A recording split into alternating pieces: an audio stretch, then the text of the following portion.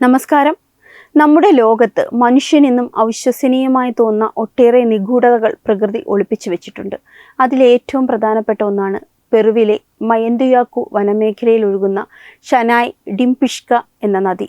Amazon കാടുകളുടെ ആഴങ്ങളിൽ ഏകദേശം 4.24 kilometre നീളത്തിൽ ഒഴുകുന്ന ഈ നദി ലോകപ്രശസ്തമായത് അതിലെ വെള്ളത്തിൻ്റെ അസാധാരണമായ ചൂടുകൊണ്ട് മാത്രമാണ്.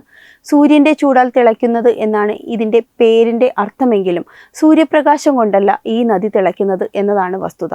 ആധുനിക ഭൗമശാസ്ത്രത്തിന് ഇന്നും പൂർണ്ണമായി ഉത്തരം നൽകാൻ കഴിയാത്ത ഒരു പ്രതിഭാസമായി ഈ നദി മാറിക്കഴിഞ്ഞു.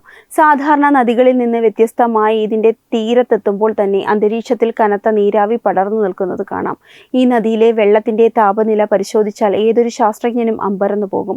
ചിലയിടങ്ങളിൽ 45 ഡിഗ്രി സെൽഷ്യസ് ആണെങ്കിൽ നദിയുടെ പ്രധാന ഭാഗങ്ങളിൽ ചൂട് 95 മുതൽ 100 ഡിഗ്രി സെൽഷ്യസ് വരെ ഉയരാറുണ്ട്. ഭൂമിശാസ്ത്രപരമായ നിയമം അനുസരിച്ച് ഇതിലും വലിയ തോതിൽ വെള്ളം തിളയ്ക്കണമെങ്കിൽ അതിൻ്റെ തൊട്ടടുത്ത് എവിടെയെങ്കിലും സജീവമായ ഒരു അഗ്നിപർവ്വതം ഉണ്ടായിരിക്കണം. എന്നാൽ വിസ്മയകരമായ കാര്യം ഈ നദിയിൽ നിന്നും ഏകദേശം 700 കിലോമീറ്റർ ചുറ്റളവിൽ ഒരൊറ്റ അഗ്നിപർവ്വതം പോലും ഇല്ല എന്നതാണ്. അഗ്നിപർവ്വതമില്ലാതെ ഇത്രയും വലിയൊരു ജലസ്രോതസ് എങ്ങനെ തിളച്ചു മറിയുന്നു എന്നത് ശാസ്ത്രലോകത്തിന് മുന്നിലെ വലിയൊരു ചോദ്യചിഹ്നമാണ്. ഒരു ചായ ഉണ്ടാക്കാനോ ഭക്ഷണം പാകം ചെയ്യാനോ പാകത്തിലുള്ള ചൂട് ഈ നദിയിലെ വെള്ളത്തിന് എപ്പോഴുമുണ്ട്.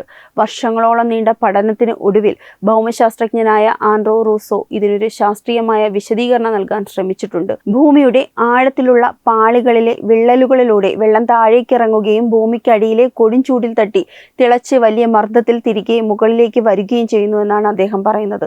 നമ്മുടെ ശരീരത്തിലെ രക്തധമനികൾ പോലെ ഭൂമിക്കടിയിലും ജലവാഹിനികളുണ്ട്.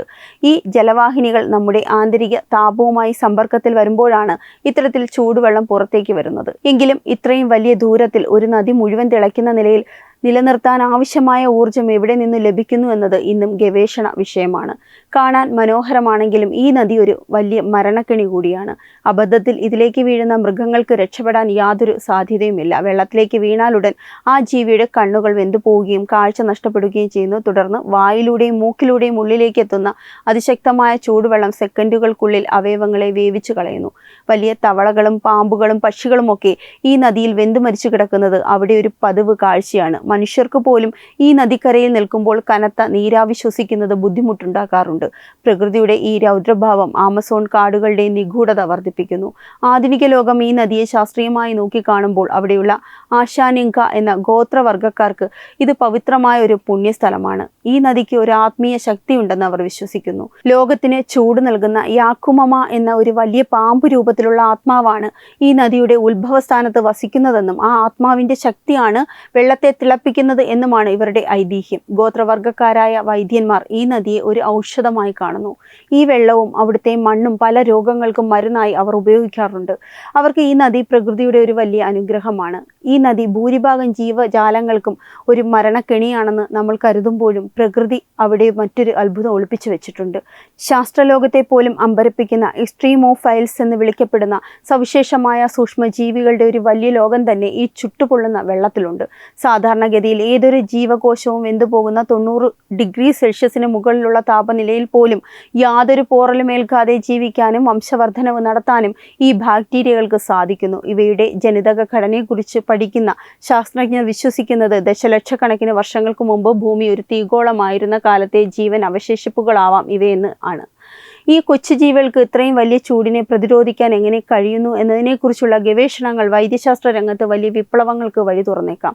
പ്രപഞ്ചത്തിലെ മറ്റ് ഗ്രന്ഥങ്ങളിൽ പ്രത്യേകിച്ച് അതികഠിനമായ ചൂടുള്ള ഇടങ്ങളിൽ ജീവൻ നിലനിൽക്കാൻ സാധ്യതയുണ്ടോ എന്ന ചോദ്യത്തിന് ഈ നദിയിലെ സൂക്ഷ്മജീവികൾ ഒരു അനുകൂല ഉത്തരമാണ് നൽകുന്നത്.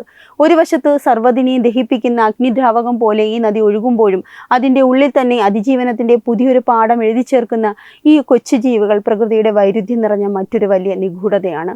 ഈ നദി മനുഷ്യൻ്റെ അറിവുകൾക്കും അപ്പുറം പ്രകൃതി കാത്തു സൂക്ഷിക്കുന്ന അനന്തമായ രഹസ്യങ്ങളുടെ ഒരു ചെറിയ ഉദാഹരണം മാത്രമാണ്. ആധുനിക ശാസ്ത്രം ചൊവ്വയിലും ചന്ദ്രനിലും കോളനികൾ സ്ഥാപിക്കാൻ പദ്ധതിയിടുമ്പോഴും സ്വന്തം ഭൂമിയിലെ കാടിനുള്ളിൽ ഒളിഞ്ഞിരിക്കുന്ന ഇത്തരമൊരു അത്ഭുതത്തെക്കുറിച്ച് കൃത്യമായ ഉത്തരം നൽകാൻ നമുക്കിന്നും സാധിച്ചിട്ടില്ല. ഈ നദി നമുക്ക് നൽകുന്ന ഏറ്റവും വലിയ പാഠം അതിജീവനമാണ്. അഗ്നിപർവ്വതമില്ലാത്ത ഒരിടത്ത് കിലോമീറ്ററുകളോളം ദൂരത്തിൽ ഒരു നദി മുഴുവൻ തിളച്ചു മറിയാൻ ആവശ്യമായ ഊർജം ഭൂമി എവിടെ നിന്നാണ് കണ്ടെത്തുന്നതെന്നത് ഇന്നും തർക്ക വിഷയമാണ്. ഒരു പക്ഷേ ഭൂമിയുടെ ആഴങ്ങളിൽ നമ്മൾ ഇതുവരെ തിരിച്ചറിയാത്ത മറ്റൊരു ലോകം തന്നെ നിലനിൽക്കുന്നുണ്ടാകാം. ശാസ്ത്രീയമായ കണ്ടെത്തലുകൾ ഒരു വശത്ത് നടക്കുമ്പോഴും അവിടുത്തെ ഗോത്രവർഗ്ഗക്കാർ ഈ നദിയെ ഒരു ദൈവമായി കാണുന്നതിന് പിന്നിൽ വലിയൊരു അർത്ഥമുണ്ട്. പ്രകൃതിയെ കീഴ്പ്പെടുത്താനല്ല, മറിച്ച് അതിനെ ബഹുമാനിക്കാനും അതിനോടൊപ്പം ജീവിക്കാനുമാണ് അവർ നമ്മെ പഠിപ്പിക്കുന്നത്. എന്നാൽ ഇത്രയും നിഗൂഢതകൾ നിറഞ്ഞ ഈ ഒരു പ്രദേശം ഇന്ന് വലിയൊരു ഭീഷണി നേരിടുന്നുണ്ട് എന്ന വസ്തുത നാം വിസ്മരിക്കരുത്. ആമസോൺ കാടുകളിൽ നടന്നുവരുന്ന വ്യാപകമായ വനനശീകരണവും ഖനന പ്രവർത്തനങ്ങളും ഈ തിളയ്ക്കുന്ന നദിയുടെ നിലനിൽപ്പിനെ തന്നെ ചോദ്യം ചെയ്യുന്നു. നദിക്ക് ചുറ്റുമുള്ള വനങ്ങൾ നശിപ്പിക്കപ്പെട്ടാൽ ഈ പ്രതിഭാസത്തിന് ആധാരമായ ഭൂഗർഭ ജലസ്രോതസ്സുകളുടെ താളം തെറ്റാൻ സാധ്യതയുണ്ട്. വരും തലമുറയ്ക്ക് കാണാൻ വേണ്ടി പ്രകൃതി ബാക്കി വെച്ചിട്ടുള്ള ഇത്തരം അത്ഭുതങ്ങൾ സംരക്ഷിക്കപ്പെടേണ്ടത് ഓരോ മനുഷ്യന്റെയും കടമയാണ്. ആന്ദ്രേ റൂസോയെ പോലുള്ള ഗവേഷകർ ഈ നദി ഒരു നാഷണൽ മോണുമെന്റായി പ്രഖ്യാപിക്കാൻ പോരാടുന്നത് അതുകൊണ്ടാണ്. ഒരുപക്ഷെ ഇനിയും എത്രയോ നിഗൂഢതകൾ ഈ ആമസോൺ കാടുകളുടെ ഹൃദയഭാഗത്ത് നമ്മെ കാത്തിരിക്കുന്നുണ്ടാകാം. ശാസ്ത്രം എത്രയൊക്കെ പുരോഗതി പ്രാപിച്ചാലും നൂതനമായ സാങ്കേതിക വിദ്യകൾ കൈവശമുണ്ടെന്ന് നമ്മൾ അവകാശപ്പെട്ടാലും പ്രകൃതിയുടെ ചില നിഗൂഢതകൾക്ക് മുന്നിൽ നമ്മൾ ഇന്നും വെറും കാഴ്ചക്കാർ മാത്രമാണ്. അഗ്നിപർവ്വതമില്ലാത്ത ഒരിടത്ത് കിലോമീറ്ററുകളോളം ദൂരത്തിൽ ഒരു നദി മുഴുവൻ തിളച്ചുമറിയാൻ ആവശ്യമായ ഊർജം ഭൂമി എവിടെ നിന്നാണ് കണ്ടെത്തുന്നത് എന്ന ചോദ്യത്തിന് ഇന്നും ഒരു പൂർണ്ണ രൂപം നൽകാൻ ശാസ്ത്രത്തിന് കഴിഞ്ഞിട്ടില്ല. ആമസോണിന്റെ പച്ചപ്പ് നഷ്ടപ്പെട്ടാൽ ഈ തിളയ്ക്കുന്ന നദിയുടെ താളവും എന്നേക്കുമായി തെറ്റിയേക്കാം. വരും തലമുറയ്ക്ക് വേണ്ടി ഇത്തരമൊരു അത്ഭുതം ബാക്കി വയ്ക്കുക എന്നത് നമ്മുടെ ഓരോരുത്തരുടെയും ഉത്തരവാദിത്തമാണ്. നമുക്ക് ചുറ്റും ഇനിയും എത്രയോ രഹസ്യങ്ങൾ ഇത്തരത്തിൽ മറഞ്ഞു കിടക്കുന്നുണ്ടാകാം. ശാസ്ത്രീയമായ കണ്ടെത്തലുകൾ ഒരു വശത്ത് നടക്കുമ്പോഴും ഈ നദി ഒരു ദൈവമായി കാണുന്ന അവരുടെ ഗോത്രവർഗ്ഗക്കാരുടെ വിശ്വാസത്തിൽ ഒരു വലിയ അർത്ഥവുമുണ്ട്. ഇവർക്ക് ഇത് വെറുമൊരു ജലപ്രവാഹമല്ല, ഭൂമിയുടെ ശ്വാസമാണ്. പ്രകൃതിയുടെ ഈ നിഗൂഢമായ വിസ്മയത്തെക്കുറിച്ചുള്ള നിങ്ങളുടെ അഭിപ്രായങ്ങൾ താഴെ കമൻറ്റ് ചെയ്യാൻ മറക്കരുത്. ഇതുപോലൊരു അവിശ്വസനീയമായ മറ്റൊരു മിസ്റ്ററിയുമായി നമുക്ക് വീണ്ടും കാണാം. വെബ് ഡെസ്ക് തത്വമൈ TV.